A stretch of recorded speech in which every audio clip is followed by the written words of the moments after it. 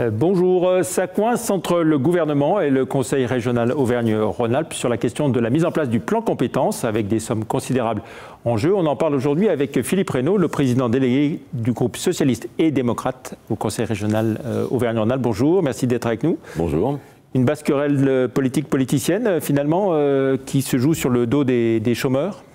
Bien, c'est surtout, je pense, une décision idéologique du président du Conseil régional de se priver d'une grosse part de financement pour des raisons totalement idéologiques. Moi, je pense que c'est pour ne pas former les gens les plus loin de l'emploi. Et donc, c'est dramatique pour ces demandeurs d'emploi. Alors, on rappelle ce qui est en jeu, hein, c'est le fameux plan de formation des chômeurs, notamment les plus éloignés de l'emploi, vous le disiez. Donc, 15 milliards d'euros en jeu, hein, voilà. Annoncé par Emmanuel Macron. 15 milliards au niveau national. Alors, et la déclinaison ici, donc en région. Voilà, alors, le problème, c'est qu'on n'a pas accès, nous, aux négociations qui ont eu lieu entre le président et le gouvernement. Donc on peut penser, on va prendre les chiffres de la Nouvelle-Aquitaine, qui est un peu plus petite que nous, 500 millions d'euros pour la Nouvelle-Aquitaine. Donc voilà, on va dire, pour être gentil, on va dire 550 millions qu'on pourrait avoir en région Rhône-Alpes.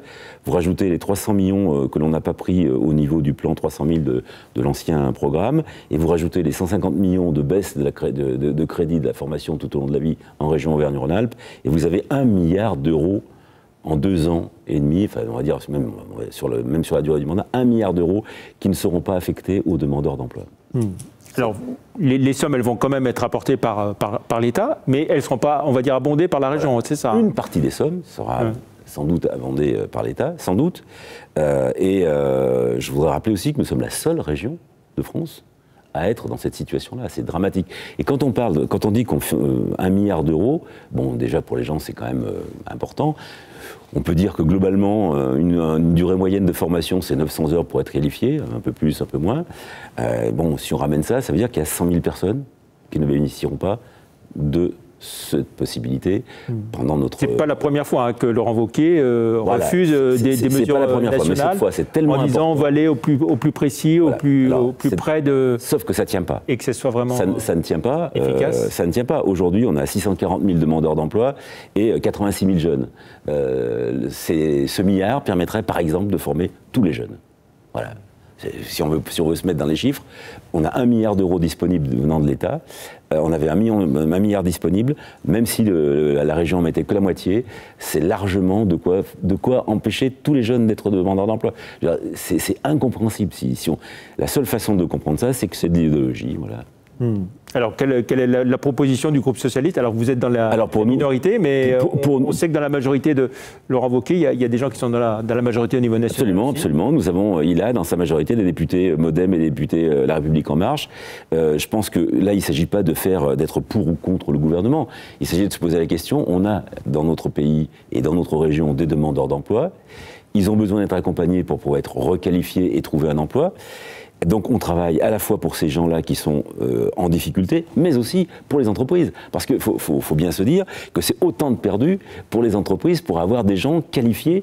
Parce que aujourd'hui, Laurent Wauquiez, il ne jure que par une mesure qui s'appelle le CARED, que la gauche avait mis en place. Contrat d'aide au retour à l'emploi durable. Voilà, où quand une entreprise a un besoin spécifique, on forme les gens pour y parvenir. Sauf qu'aujourd'hui, le CARED, c'est simplement 15 millions d'euros. Donc on voit bien que c'est une goutte d'eau par rapport à 1 milliard. Voilà. Et donc vouloir simplement cibler sur les publics qui sont qui ont la possibilité d'accéder le plus vite à l'emploi, c'est laisser tous les autres sur le côté et c'est priver nos entreprises de potentialité d'emploi. C'est quand même incroyable.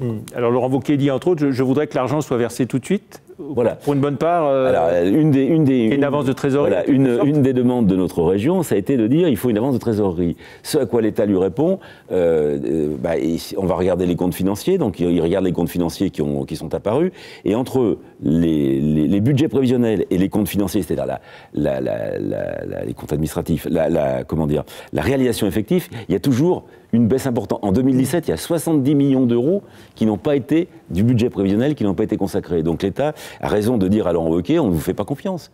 Voilà. Donc, mais bon, il faut peut-être arrêter aussi ces jeux de rôle stupides. C'est les gens qui vivent aujourd'hui dans notre territoire, qui en ont besoin. On n'est plus sur des combats de coqs et des combats de chefs. Voilà. Et alors, Laurent Wauquiez dit que vous, socialistes, vous n'avez pas voté les mesures d'aide pour les commerçants. Faux.